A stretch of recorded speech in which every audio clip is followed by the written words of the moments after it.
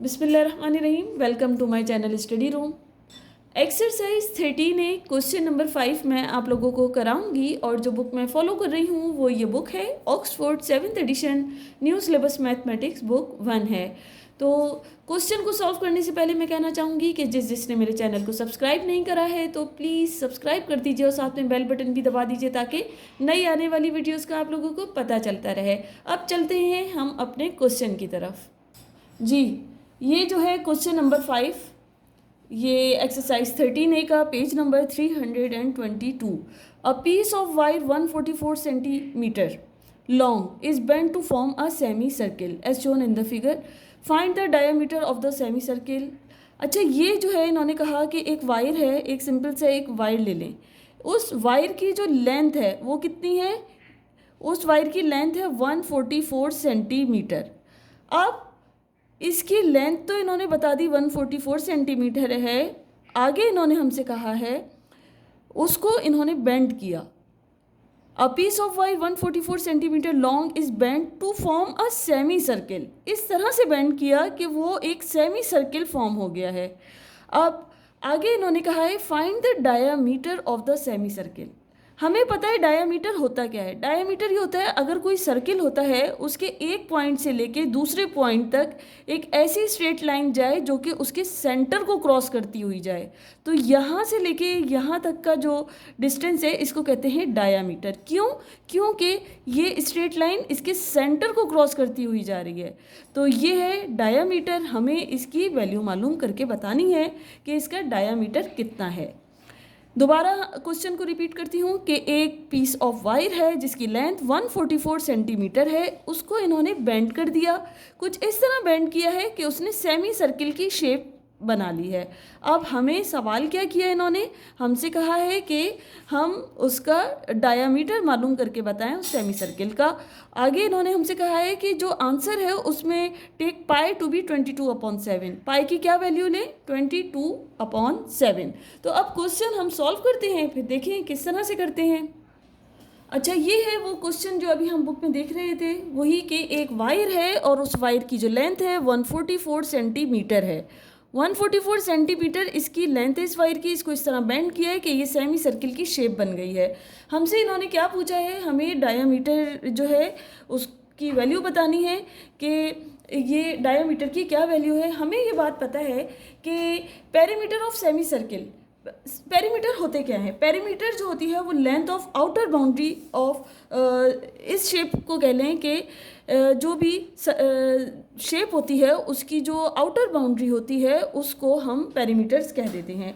अब यहाँ पर जो पेरीमीटर है वो क्या है? Length of outer boundary of this shape क्या है? पाई d/2 + d। अब हमें क्या बात पता है? हमें पता है कि सर्किल की जो सरकमफ्रेंस होती है, मतलब जो आउटर बाउंड्री होती है, अगर ये कोई सर्किल है, सपोज करें अगर ये सर्किल है तो इसकी जो सरकमफ्रेंस है, जो आउटर बाउंड्री है, उसकी वैल्यू हमको क्या पता होती है? सरकमफ्रेंस ऑफ सर्किल क्या होती है? वो होती है पाई d। लेकिन अभी बात किसकी हो रही है? अभी इस पूरे सर्किल की बात नहीं हो रही, अभी सिर्फ इस सेमी सर्किल की बात हो रही है। और इधर हमने ये पेरीमीटर ऑफ सेमी सर्किल किस तरह से लिख दिया? पाई d/2 + d। इसको हमने इस तरह से लिखा है, इसको इस तरह से लिख लिया जैसे पाई d/2 किस चीज़ को रिप्रेजेंट कर रहा है? यहाँ से लेके यहाँ तक की सरकमफ्रेंस है, इसको ये पाई d/2 कह रहा है। इसलिए कि जो पूरा सर्किल होता है उसकी सरकमफ्रेंस कितनी होती है? पाई d। लेकिन इसको हाफ कर दिया, ये यहाँ से लेके यहाँ तक के इसको रिप्रेजेंट कर रहा है। तो ये पाई d/2 मैंने इसकी वजह से लिखा। आगे ये d क्या है? ये इसका डायामीटर है, यहाँ से लेके यहाँ तक का। इसलिए आपको दोबारा रिपीट कर दूं, पेरीमीटर ऑफ सेमी सर्किल का ये फार्मूला जब ये क्वेश्चन आएगा तो हमने ये फार्मूला अप्लाई करना है। क्यों करना है? क्योंकि पाई d/2 जो है वो इसको, ये जो सेमी सर्किल की यहाँ से लेके यहाँ तक की ये जो सरकमफ्रेंस आ रही है इसको रिप्रेजेंट कर रहा है, और ये जो d जो है ये इसके डायामीटर को बता रहा है। सही, इन दोनों को ऐड करा तो हमें पेरीमीटर ऑफ सेमी सर्किल मिलेगा। हाफ हमने कर दिया था क्योंकि फुल सर्किल की जो सरकमफ्रेंस होती है वो पाई डी होती है और हाफ सर्किल है ये, तो इसलिए पाई डी अपॉन 2। अब हमें पता है पेरीमीटर ऑफ सेमी सर्किल हमें क्वेश्चन में गिवन है 144 सेंटीमीटर है। क्यों हमने कहा कि ये 144 सेंटीमीटर है? इसलिए कहा है क्योंकि ये एक वायर था जिसको बेंड किया, तो बेंड करने के उस वायर की लेंथ कितनी थी? 144 सेंटीमीटर। अब बेंड कर दिया सेमी सर्किल की फॉर्म में, तो इसलिए 144 हमने इधर लिख दिया है। अब हमें इसको सॉल्व करना है। यहाँ जब कुछ नहीं है डी के नीचे तो 1 है, अब इधर हम एलसीएम ले लेंगे पाई डी अपॉन 2 प्लस डी, तो एलसीएम में आएगा हमारे पास 2।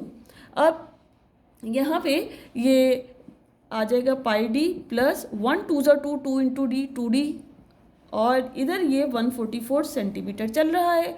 अब आगे हम ये करेंगे, 2 को मैंने 144 से मल्टीप्लाई कर दिया तो मेरे पास क्या आ जाएगा? 288 और यहाँ पर क्या है? पाई डी प्लस 2d। यहाँ पर हम d कॉमन ले लेंगे, d कॉमन लिया तो ये आ जाएगा पाई प्लस 2, और ये क्या कितना है? 288। अब पाई प्लस 2, पाई की इन्होंने हमसे कहा है कि वैल्यू क्या लीजिएगा? 7/2, सॉरी 22/7। पाई की जो वैल्यू होती है 22/7 प्लस 2, ये 288 मैंने ऐसे ही रहने दिया। यहाँ पर दोबारा से हम एलसीएम ले लेंगे, ये डी ऐसे ही रहने दिया, ब्रैकेट के अंदर हमने 7 का एलसीएम लिया तो 7 आ जाएगा, इधर कुछ नहीं है तो 1 है, 2/1, यहाँ 7 एलसीएम आया, 7 1 ज़ा 7, 1 22 ज़ा 22 प्लस 1 7 ज़ा 7, 7 2 ज़ा 14, और इधर 288 हमने लिखा। अब आगे इसको सॉल्व करेंगे तो ये 14 और 22 ये ऐड करने से मेरे पास कितना आ जाएगा? ये आ जाएगा 36/7, और ये 288 ऐसे ही लिख दिया। यहाँ ये देखें, ये जो 7 था 36/7, अब ये 7 इधर डिवाइड हो रहा है, इधर मैं भेजूंगी इज इक्वल टू के दूसरी तरफ, तो ये मल्टीप्लाई हो जाएगा, तो यहाँ 288 multiply by 7 is equal to 36d। हमें d को अकेला करना है, 36 को हम इधर भेज देंगे, तो ये d कितना हो जाएगा? 288 मल्टीप्लाई बाय 7/36, ये आ जाएगा 2016/36। इसको हमने जब डिवाइड किया 2016 डिवाइडेड बाय 36, तो हमारे पास आ रहा है आंसर 56 सेंटीमीटर। डी की वैल्यू सेंटीमीटर में आ रही है, और हमें क्वेश्चन में इन्होंने कहा है कि अपना आंसर जो दीजिए वो मीटर्स में दीजिए। सेंटीमीटर से मीटर में चेंज करने के लिए क्या करते हैं? हमें ये बात पता है कि 1 सेंटीमीटर किसके इक्वल होता है? 1/100 मीटर के इक्वल होता है। या फिर हम ये कह लें कि इसको जब डिवाइड करें तो ये होता है 1/100 को तो 0.01 वैल्यू होती है। 1 सेंटीमीटर किसके इक्वल है? 1/100 मीटर के भी कह सकते हैं, या फिर 0.01 मीटर के। तो 56 सेंटीमीटर है, इसको मुझे मीटर में चेंज करना है, तो मैं इसको डिवाइडेड बाय 100 कर दूंगी। 56 डिवाइडेड बाय 100, तो ये मीटर में आंसर आ जाएगा, और मेरे पास जो आंसर आएगा वो कितना आएगा? 0.56 मीटर। डी की वैल्यू हमारे पास क्या आ जाएगी? 0.56 मीटर।